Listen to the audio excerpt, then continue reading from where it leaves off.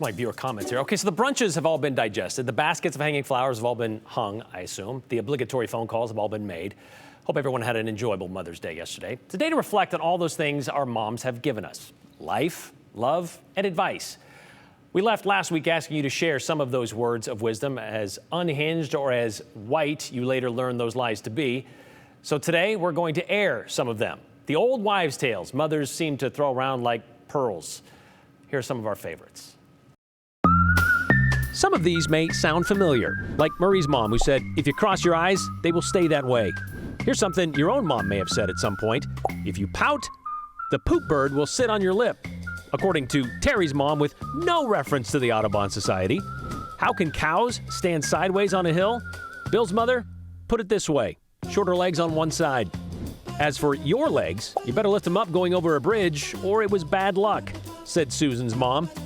This one's a little specific. My mom swore I was named after the Everly Brothers song, Wake Up Little Susie. I was born in 1955. The song came out in 1958. This one, a little Idaho specific. My mom told us when it thundered, it was angels rolling potatoes in heaven. Made thunderstorms not so scary, said Diane. Moms are always worrying about what we eat. If you swallow those seeds, a watermelon's gonna grow in your stomach, said Carrie's mom. And what we don't eat. Nancy's mother said eating toast crusts would give her rosy cheeks and curly hair. Apparently crusts were a catch for a lot of kids, even our own meteorologist, Sophia Bliss, who was told if she ate the crust on her sandwich, her hair would grow longer. Meanwhile, Frank's mom was more worried about Sophia's choice for a career. You know, if you continue to lie, you'll grow up to be a weatherman. And Kathy's mom told her she would go blind if she watched color TV. According to my mom, that all depends on what you watch. How about this elaborate tale? Doug in Boise was a thumbsucker way into adolescence, so his mom took him to meet a guy without a thumb, who they convinced to tell Doug he lost his thumb because it was in his mouth way too much as a little boy. Needless to say, Doug did not suck his thumb off.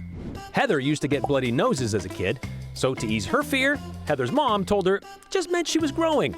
And it worked so well, Heather learned to welcome them and even pass the prevarication onto the next generation.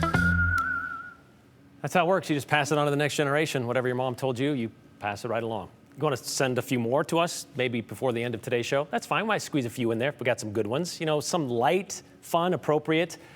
The number again, 208-321-5614. Again, if we get a couple in, we'll share them at the end of the show. Happy late Mother's Day.